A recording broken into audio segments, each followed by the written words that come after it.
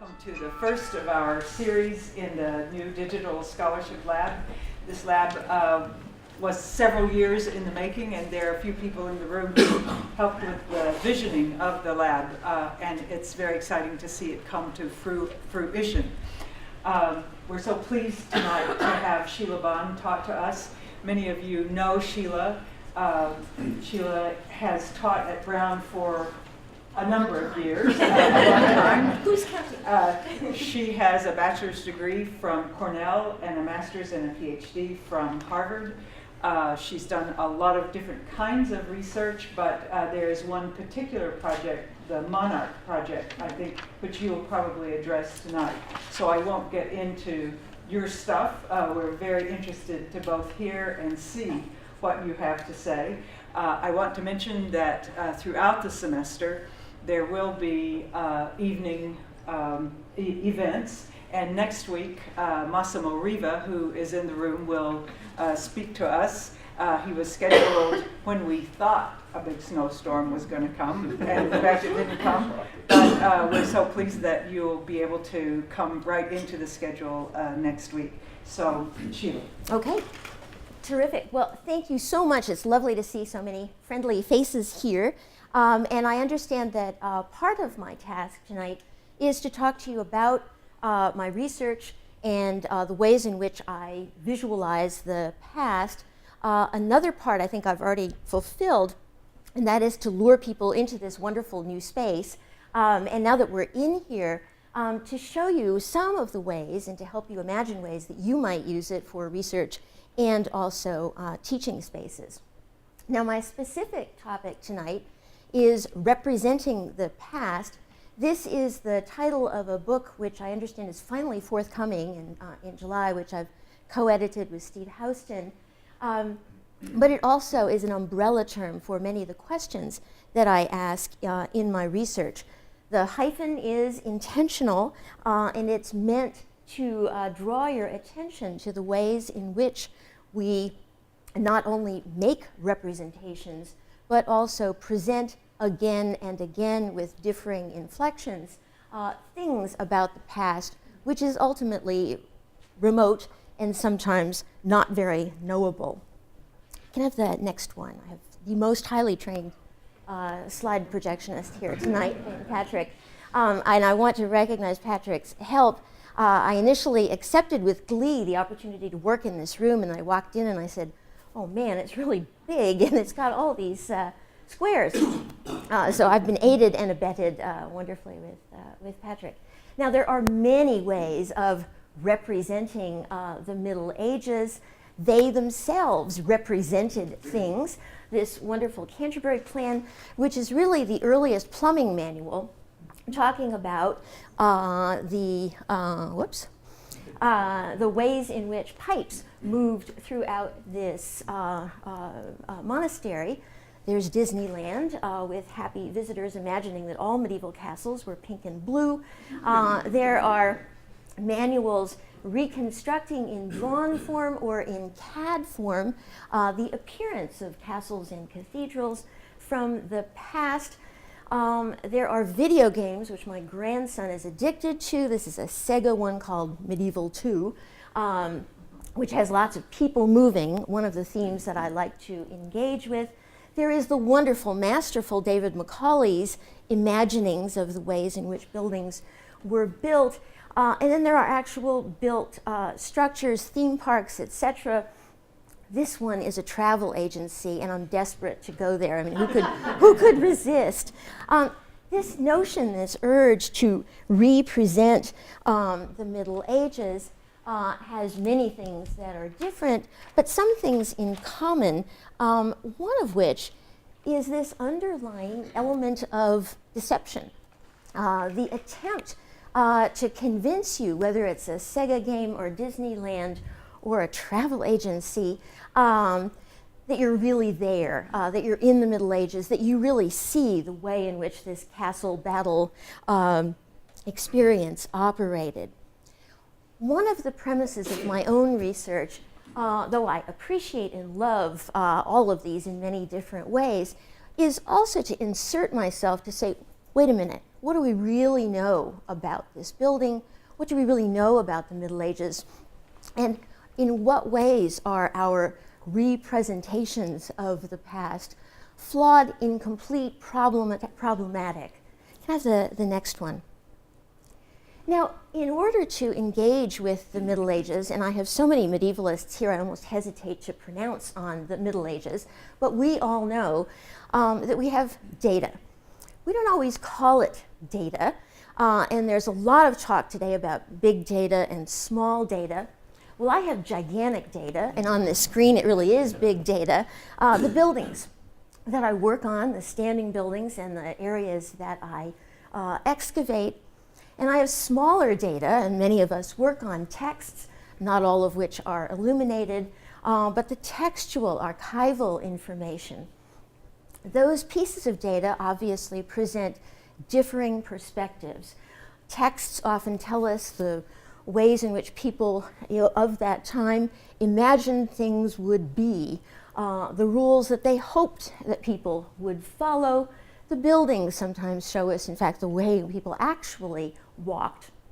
And the last piece of data, which is small data, although kind of large here, and broken often, is the pottery, ceramic data, the garbage that people threw away. This kind of data is tremendously important to me, and it supplements the other two kinds of data in the fact that it is unwitting. It was discarded, and we see different kinds of information about the Middle Ages precisely because people have tossed it away. It tells us what they drank. If with the right amount of demographic analysis, it can tell us how much they drank and how frequently. Disturbing information, perhaps, for those individuals who presented themselves in texts and in visual and built images as more idealized than in fact they might have been. In representing these objects, whether it's the texts, the broken pottery, or the buildings, we often try to make them whole again. Part of my enterprise is to measure them, to talk about the other texts that they refer to figure out what the shape of the pottery was, to reconstruct the building, and I'll be sharing some of that with you. But in all of that, I want to interject an element of caution in our attempts to make whole, to provide a larger context, and to interpret these data, big and small. And I have the next two. Now, in the course of my research, I'm focusing in particular on 3 monastery sites, and I've located them for you on Google Maps, and they're very close together. This study is a regional study of monasteries that are grouped in a pretty close together in the same landscape, but they also have aspects that are different. The first, slightly to the north and west, is Ourscamp, the other Soissons and Bourg-Fontaine. And I won't be talking very much about the third example today in the interest of time. Can I have the next one? Ourscamp, where I've been excavating for some time, is a Cistercian monastery, and there will be no quiz afterwards, but I want to give you the monastic context for this. This means it's a monastery in which the monks withdrew from society, and like just about all Cistercians, tried to find an area, a landscape that was empty. And in fact, we know from detailed analysis of our texts that sometimes if they found a nice landscape and it wasn't really empty, they pitched out the few peasants or farmers that were there or bought them out and made it empty. And that's exactly what we're discovering is the case with Ourscamp. And I should recognize here Alba Sarino, who's here now as a master's student visiting from Italy, and we're working together to analyze these charter texts. The monastery, as we're going to see, has a lot of Gothic architecture surviving, particularly the east end, and also remains of earlier phases. And you'll notice that everybody else is working hard and digging. This is me, I'm drawing, and I'm the only one that gets a chair, so that's the real sign of It's the only name chair that I have. Can I have the next one? Bourg-Fontaine, which is part of the regional project, but I won't be talking further about this site, is even more remote, if that's possible. This was a very wealthy site, a Carthusian site, and the monks originally lived in this area here in individual cells. And I'm showing you a comparative example from Italy, from Pavia, where you see their cute little individual houses. And about this time in the semester, I think, that sign me up, sounds good to me. Yeah, you see the surviving gatehouse building, the surviving church at Bourg-Fontaine, but this is now private property, mostly inhabited by horses. And you know those, parenthetically, all of those drawing and paintings that you see done by Degas and others of the racing horses, they were all raised here, and these are their offspring. Can I have the next? And then the third site that's part of this regional study is in now the town of Soissons, Saint-Jean-des-Vignes. This was an Augustinian site. The Augustinians were teachers, missionaries. They went to towns because they were going to help people. And so they have a dense, urban-focused architecture just outside the town of Soissons. You see one of the results of our excavations, a medieval floor tile, brown students, standing around talking, or they should be troweling more fully, and some of the study of reconstructing that monastery that I'm going to be talking about today. Can I have the next, please? Now, I want to share with you the fruits. This is older work that we are updating. In publishing this material, I have been eager not simply to write a book and articles, though I've done those too, and that's why I'm tenured and still here talking to you, but also to share this material in a more interactive way and a way that I could update, take down, change, etc. So publishing on the web was something that I embraced early on. And had it not been for Ellie Milanus and Julia Flanders and a host of people in the former STG, which is now in the library, I could not have accomplished this. I want to acknowledge them.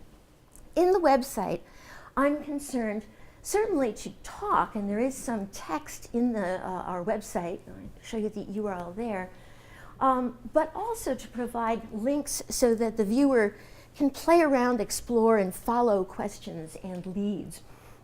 So that, for example, you might be interested in the Gothic, and you click on that and Gothic things will light up. Or in this case, I wanted to see where the claustral ranges were, the cloister, and that lights up on the surveyed plan on the screen.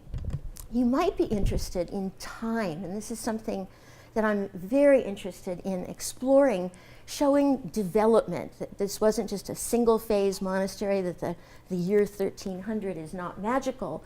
And so you can go to this time slider and different things will light up in terms of the chronology of the monastery. Can I have the next? Now time, of course, is a fraught item. We think of it with watches and now iPhones telling us what time it is, but it's imagined very differently in the Middle Ages. And I was concerned to express this in working with Anne Lawyer in particular and Cliff Wolfman, who worked at STG for a time. We designed a way to contrast and make people think about the passage of time. So we have the historical timeline down here, the way we think about linear time, but we also have astronomical time, the cycle of the year, and the liturgical cycle. All of these are the ways in which monks would have thought about and experienced time as a circle that repeats itself over and over, a continuum. And you can click on this and you can calculate Easter in the year in which you want to know about that and interact with time in a monastic as well as a linear historical fashion. That's the next.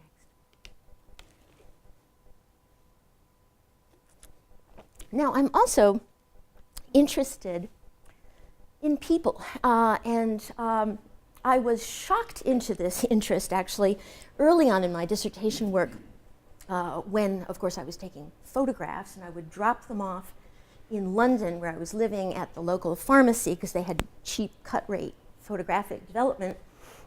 And I went in once and the guy handed me my packet of photographs. And as I opened them, before I even realized what was happening, he snatched them back and he said, "Those can't be yours." And I said, "Well, how do you know what?" And he said, "Well, there are people in them." And I realized that, of course, all of my dissertation photographs were of buildings. There wasn't a blessed person anywhere.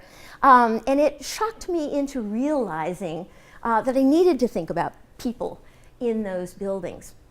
I'm fortunate in our publication of Saint-Jean-des-Vignes to have lots of information about people, particularly in the form of texts that come from the monastery.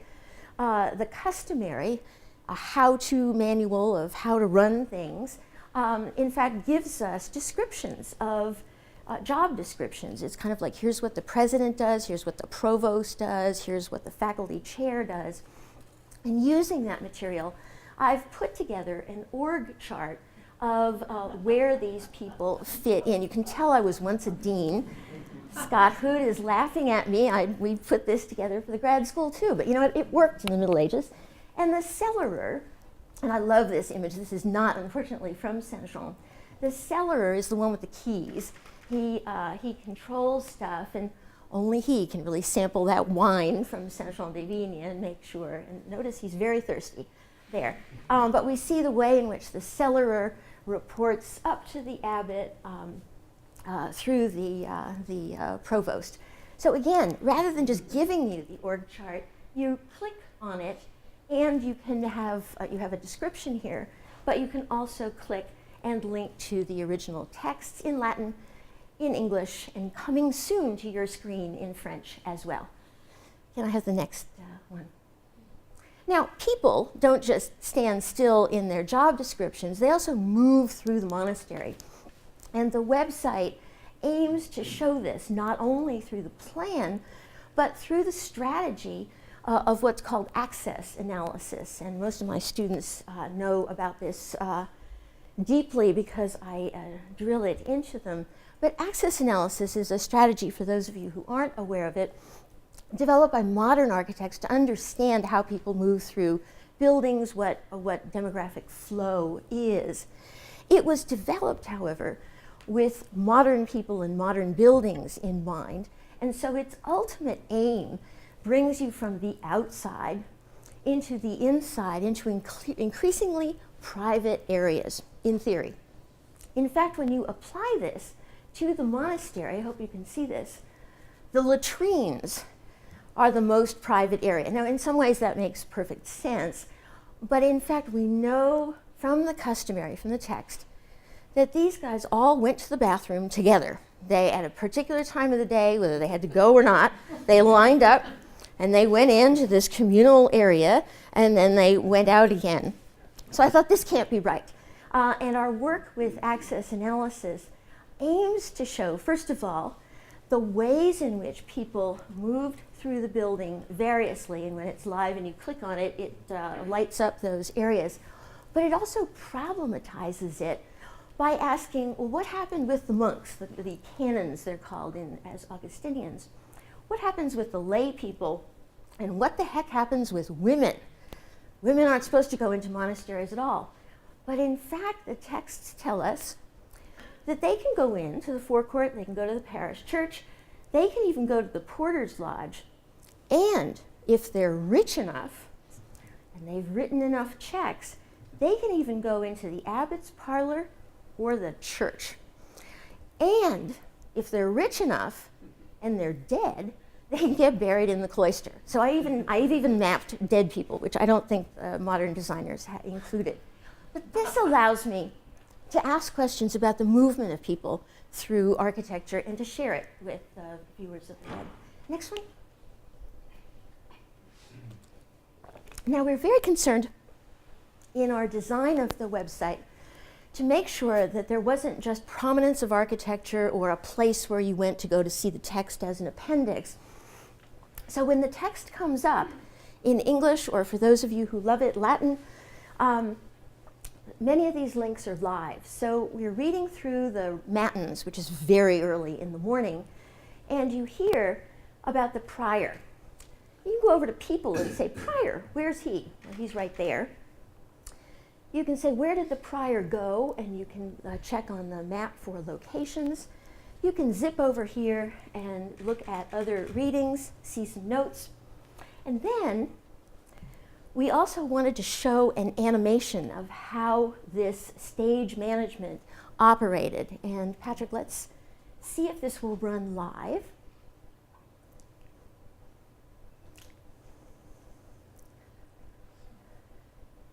In my experience, it works well when you practice and then doesn't when you're in the audience room. But since Patrick's touching it, it will. Thank you. Great. So the prior wakes them up. It's like 3 a.m. and it's dark, and they're a little grumpy. And then you want to hit continue. He lights the lamp and strikes the bell. Bells are important. The canons rise, get dressed. They go down the night stair and into the church. They line up in the choir. They sing a lot and do a bunch of stuff. And then afterwards, they probably go back to bed, although no one says this. So we wanted, and we talked for a long time, were we going to dress up as monks and film this? We actually did this, but then you noticed people's sneakers and hairstyles and everything. So our designers came up with this wonderful animated set of dots. Thank you.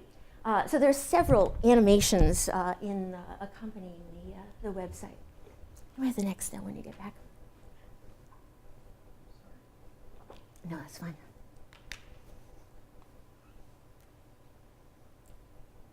And I've put this out. This is my insurance here, just in case it didn't run live. We can have the next one. Now, so far we've been looking at Saint-Jean-des-Vignes, the Augustinian monastery in town, where I've been excavating since 1983, a very long time. We're going to jump for a couple of slides to my work at Orskamp, where I've only been working since 2003, something like that. And we're standing, and my palms get sweaty when I just look at this. I'm standing on the roof and it's windy, so hold on to your chairs. And we're looking at the church and at 2 surveyed plans of the site. Now, first of all, what do you notice here about the site? Cruciform, yeah. So there's a choir and a transept. What else do you notice? Yes, thank you. Most of the church is gone. And the current abbot, in fact, had this brilliant idea to replant the missing piers with these trees, which have now archaeologically eaten all of the evidence of the nave. Thank you very much. I try not to growl at him because he's a very nice guy. But yes, there's some absence of evidence here. My data is smaller than it might be, and there is a little bit at the west that I'm not showing you. We also might see that there were, in fact, 2 major phases at Orskamp, and that we have precious little of the earlier phase. I mean, if you erase everything that I don't have, this could be anything. It could be a shopping mall, who knows. But for many, many years, plans have been published of this church, which is a relatively important one in French medieval history. And the plan showed an east end that was very small and differently configured. Our excavations in this area revealed that, in fact, the east end was much longer than anyone had supposed. And this evidence, and I know we have that much of the wall, but it's there and not here. In addition, this part of the building was taken down because they decided, even though smaller than later published, that it was insufficient, and they wanted a glorious Gothic nave, which you see here. And if you look closely, there's something rather strange about the plan that you can just see in the building. Anyone see what that is? A couple of my students know the answer, so you're not allowed to say. Anyone see? these piers are in. So there's instead of this being straight, it's oval. And I haven't stretched this slide. This is actually the way it is. And it's perceptible when you actually walk in the building. So these two piers, any idea why that might be? Because they use the original. Excellent. You get an A+. So we have here a deliberate kind of enshrining of the old church. It's too small, it's crummy, we're going to rebuild it, but we're going to enshrine it.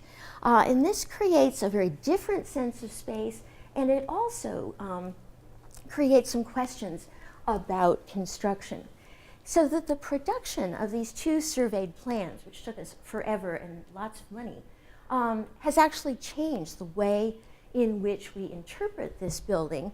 And this is kind of a big deal, and not to pat myself on the back, but in the history of medieval architecture, and this stuff is just about to be published. But cool as my new plans are, they're static. They say there was a Romanesque phase in around 1131, and there's a Gothic phase in around 1230, 1-2. We're very concerned to say, how do you do this? How do you take down a piece of a building and like hold it out? Joe, just stand there for 100 years while we put the rest of the building back together. How does this work? Can I have the next one? So we're in the process, and this is very much in process right now. I see 17 things I want to change, but you see in the sequence here the way in which the back end of the earlier church is taken down, foundations are dug for the new Gothic building, scaffolding is put up because you need to hold it in place, you build up to a certain level, and then you begin to vault, and then you put up the rising walls and the flying buttresses, and in fact this roof should be over there. But anyway, you see the ways in which one building turns into another building in the process of construction. We're very concerned to analyze and provide not just a 1-2, but in fact a 27-step. Perhaps we need more squares in this room for me. And I want to acknowledge the work of Peter Boyer and Alexis Coyer, who've been working with this on me, together with me. Can I have the next one? Now, monasteries, however, I've been talking about buildings, and I am an architectural historian. It's what I'm hired to teach here. But monasteries are not just buildings, and they're not just churches. They are complexes of buildings and of land. And in fact, we see at Oerskamp, which we've been looking at in terms of sequence, the way in which they start buying farms and property. And here Alba Serino and Lynn Carlson, who is my GIS guru, have been helping me to put together Latin texts and to organize this within a GIS landscape that allows us to see at the same time that they're building buildings and changing shape, their properties are growing. And these properties, in fact, are not just dots. They have fields and farms and ovens, and they are acquiring things across time and space. But part of our aim in this larger project is to look at the ways in which monasteries act like corporations. They have an impact on the landscape, and they change shape and interaction in that landscape as well. Can I have the next? So up to now, I've been talking and showing you results of my work, showing you the kinds of questions about representing time, representing movement, sticking people back into the buildings, and asking questions about monasteries as social phenomena that have an impact on the larger landscape. But one of the questions that I try to ask in all three projects, but we're now going to go back and look at Saint-Jean-des-Vignes in Soissons, is how to represent the gaps in my data that I've been trying to acknowledge all the way along. You might notice something about this church at the abbey at Saint-Jean-des-Vignes in Soissons.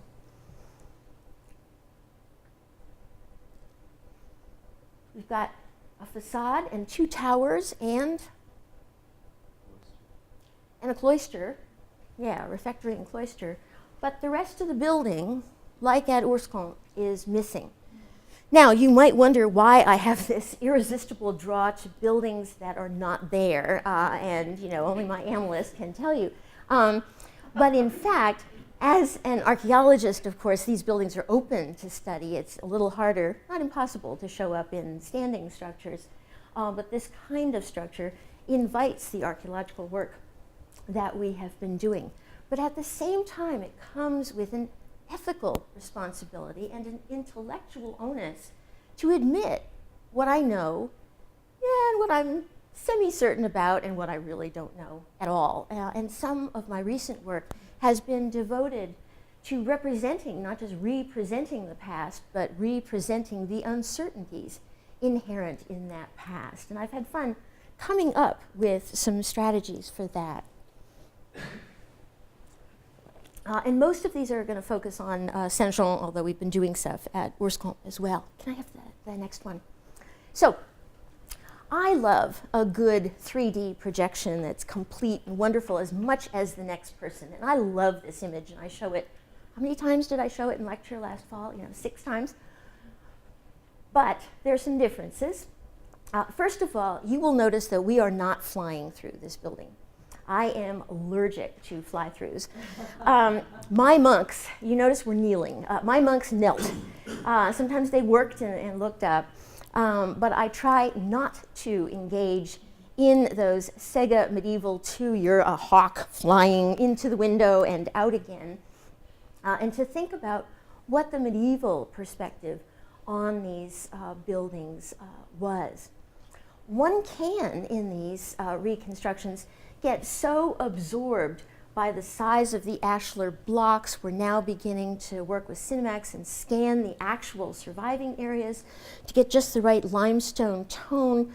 But at a certain point, you have to walk away and say, okay, this is wonderful. It allows me to test my hypotheses, but it's almost too believable. That element of deception is starting to get really high. And so some of my work has stepped away from this and experimented in how to show and how to admit uncertainty. And can I have the next? So I have a bunch of strategies. This was the poster for the talk. And most of these are going to engage just with the church, although we have also modeled, as you just saw, the rest of the claustral buildings. So one strategy is with transparency. So what is really there, what I know, is solid, it's palpable.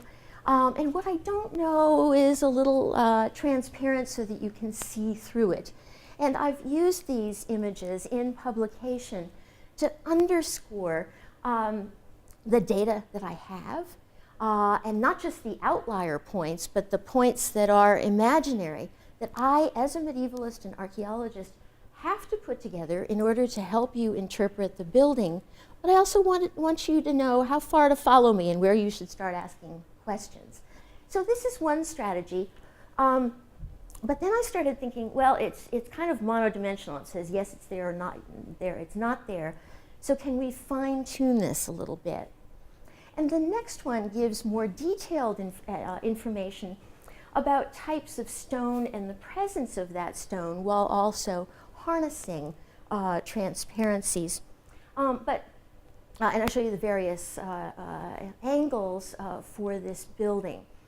But then people started to really like these images, and they're kind of appealing. The palette is nice, and so they're almost too believable, even if transparent as well.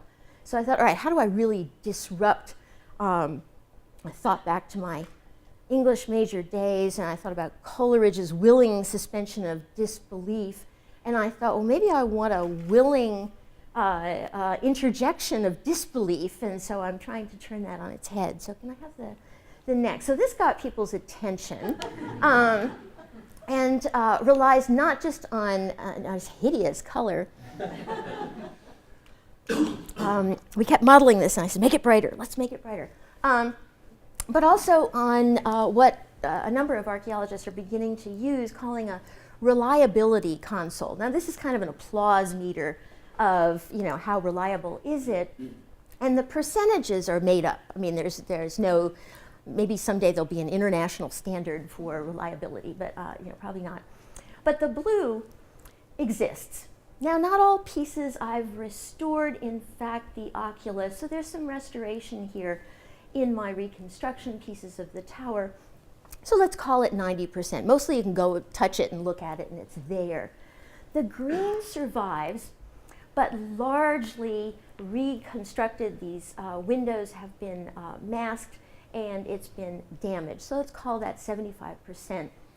The yellow is not there, but I have a number of prints, drawings, fallen elements, one window right over there. So, you know, so I have pieces of it, I have really strong data, but admittedly it is not present. So we'll give it 50%. And then the red I made up totally. This is Sheila's imagination. We know there had to be a roof, so, you know, that's not completely imaginary. There probably was not a parapet, but I admit I like parapets, so I put one in. You know. And these guys, I have a kind of fuzzy image of one in one print.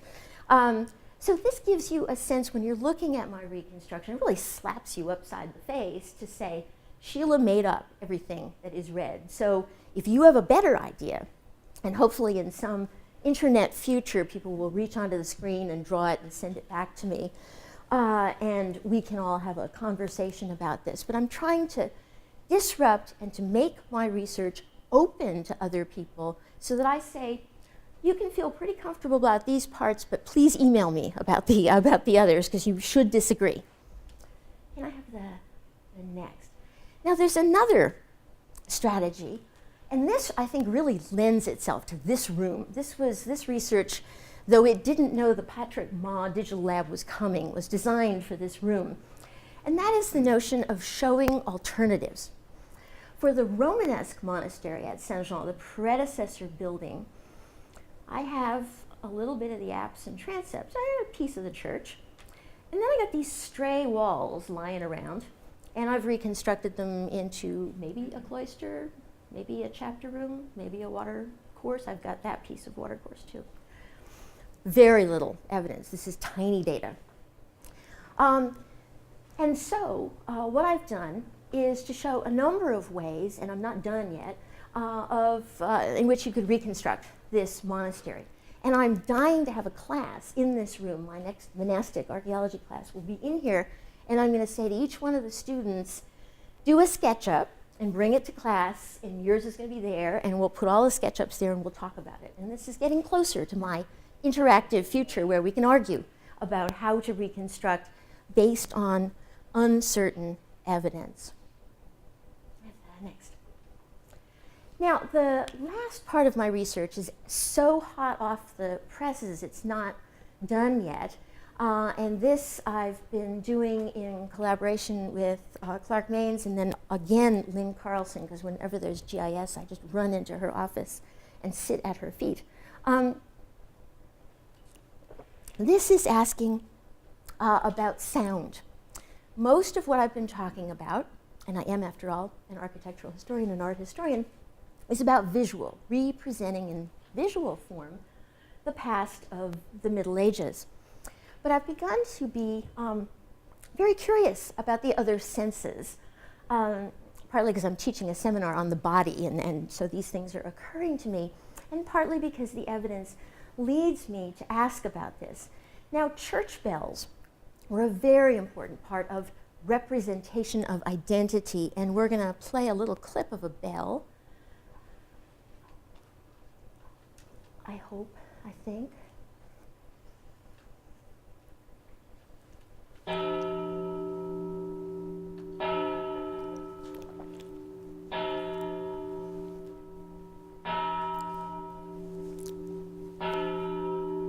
That's good. Okay, and it's very hard to find a single medieval bell ringing on the web. You can all these carillon things going on. But that notion of a bell or a bell in different cadences was something that permeated this landscape that I keep imaging through GIS. I don't have all the bells from the Middle Ages. In fact, I have very few. We have some representations of them being rung, and a couple of church towers with some later bells survive. This project is starting to engage with the placement of these bells in the landscape. Lynn and I have been learning a lot about bells and sound wave patterns. We have learned that the dominant wind in this part of France, this I knew from working on site, comes like this, and that will actually deform the sound patterns. We've also learned that things like valleys will channel the sound, and that leaves will absorb it and block the sound. And so Lynn has adapted this really brilliant kind of cost share analysis to show the way in which the impact of the sound is centered and then fragments in a way that's influenced by the wind and the topography. And one thing you'll notice is that very few of these sound wave patterns intersect. So people are aware of their placement in the landscape. They're marking their territory through sound. We actually have some debates in the later texts that say you can ring your bells on Wednesday and Thursday, and I'm going to ring my bells on Monday and Tuesday, so that we don't, particularly I think in the areas that intersect, so we don't impose one on the other. It is well known that bells were rung in the Middle Ages, not just to signal identity, we're here, come to church, someone's died, although those were the common messages, but also as signs of urgency. And the medieval clamor is a very important phenomenon, and one happened in Soissons and was written about by the monks at Saint-Jean. The nuns, to tell a long story very, very briefly, the nuns downtown, down the hill of Notre Dame, got very sick with a common medieval disease that resulted from faulty bread, sprouting stuff in the bread, and it made you die and go crazy first, so it was not a pleasant disease. Now, in addition to baking new bread, they also went into the church, closed the doors, prostrated their relics, and had a clamor. They rang the bells continuously in order to demonstrate to the saints and God that they were sick and needed aid. And this account we know about in the 12th century because the monks at Saint-Jean heard it, probably were kind of torqued at the nuns for making all of this clamor, worried about them. And in fact, the clamor worked. The nuns got better. So that this application of sound to an urgent condition was felt to be efficacious in the Middle Ages. So part of this very new project is not simply engaging with phenomenology, the body, the effects of sound, but is trying to localize that and to see the ways in which the landscape was impacted in these ways, and to use GIS to make visual something that previously has really only been described verbally. Can I have the next to the last? So I hope you have seen something of the questions that I'm trying to engage in with my research, to wit, the representation of the past, the monastery at Saint-Jean-des-Vignes, reconstruction of the phases of the church at Orscamp, working with the present-day monastic community at Orscamp, an engagement with the landscape to ask questions about time, people, and movement, but also to underscore the ways in which the data are present and support my interpretations, and to urge you to ask me questions when in fact they are insufficient and don't fully support my single or multiple interpretations. So all of these give me the opportunity to show you the questions that I ask about studying the past and representing it through visual and oral means. And now kind of the last one, I will welcome your questions, But before I do that, it's a pleasure. I've mentioned these people all the way through, and this is when where I really need the big screen, because I have so many collaborators and funders who have helped me, and I'm delighted to acknowledge them. So thank you.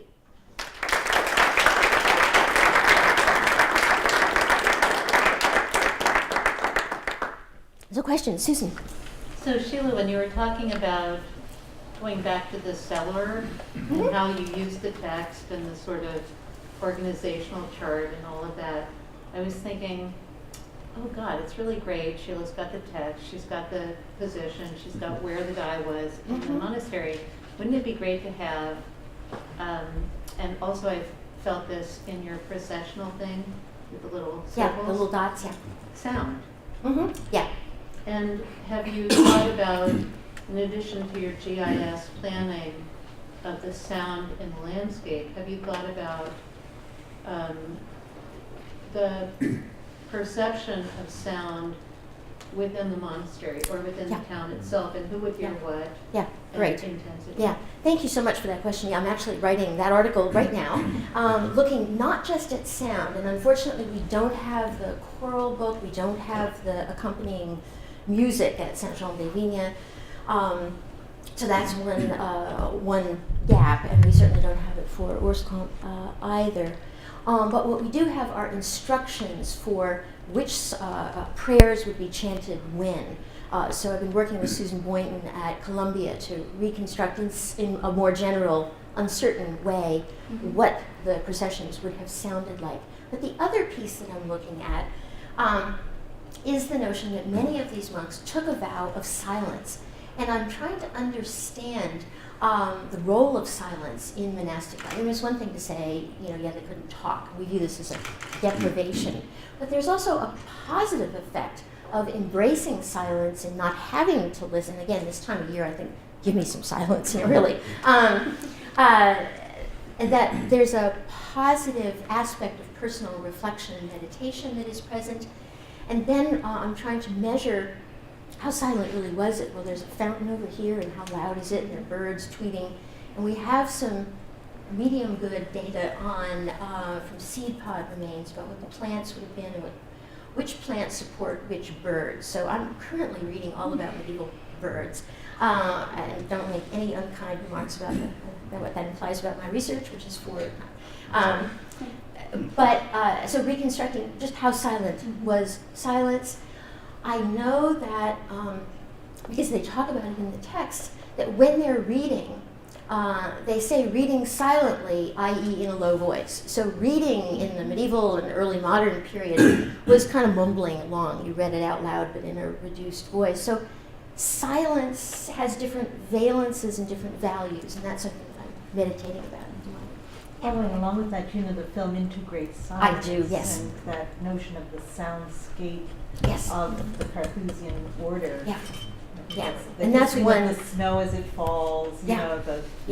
Terrific. And in a recent, the article that is coming out in the book called "Representing the Past," I talk about Into Great Silence. It had just come out when I gave the conference paper. But yes, that notion that you hear nature, and that if you're quiet enough and reflective enough, you hear things that are drowned out if your iPod is blaring. But any other questions? Yes, Steve. Wonderful talk. That picture at the end of how certain you are about what you know was really quite fascinating. Is there a way, or have you thought about showing how you know each of those aspects that you're showing? We know this because of archaeology. We know this because of an image from a book. We know this because there's another church nearby that says. Yes. Yeah. I have a very complicated rollover thing that I didn't dare bring in, but what you do over the entire site, which also shows the underground parts of it, and when you roll over, it not only gives you a particular color, it gives you some footnotes that flash up. It's pretty complicated, but yeah, and the metadata associated with all of this is part of the project. It isn't all fully visible on the website, but that's the ultimate aim. And I have been pretty passionate about saying that you can only you only pack so much into an article. Increasingly, footnotes are getting shorter, it seems to me. or mine are getting longer or something. But the possibility on the web of showing something and inviting people, if you want to, I'll tell you everything you ever wanted to know, and then some. The potential is really there, yeah. So are your archaeological notes available to see sort of what the underground is? All of the, I'm behind in everything because I keep doing things, running searches and teaching classes, silly me. But yes, all of the archaeological reports, and I just finished one Friday, are uploaded on the Saint-Jean site. We're about to tackle the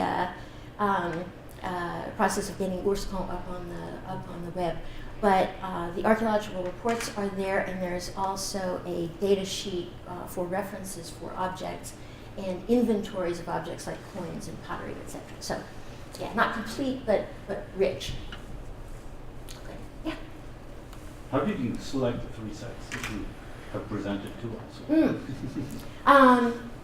The first site, in fact, was selected by my collaborators at Wesleyan, and I was hired a million years ago as the surveyor, and then I as is my want, I kind of took over, and we now collaborate together.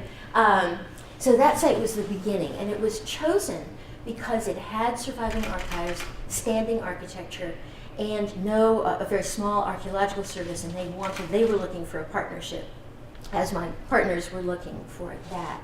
Once we were established at Saint-Jean-des-Vignes, we began to study the region.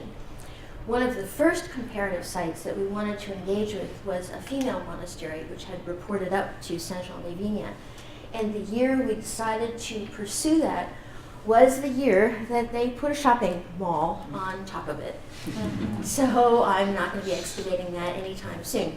But we were looking at comparative sites and wanted to look at differing monastic reactions to a similar landscape. So the other 2 were chosen partly by design.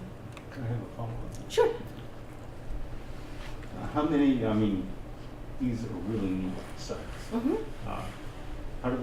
How many other similar sites are there in France, let's say? Oh gosh. And, Europe. and to what extent are they archaeological sites, more or less, and to what extent are they being used for Right, yeah. the original or other purposes? Yeah, I should talk a little bit. Saint-Jean-des-Vignes was lasted through the French Revolution. In fact, the townspeople petitioned to keep it running through the Revolution because the canons, there were all of 11 of them, were acting as their school teachers.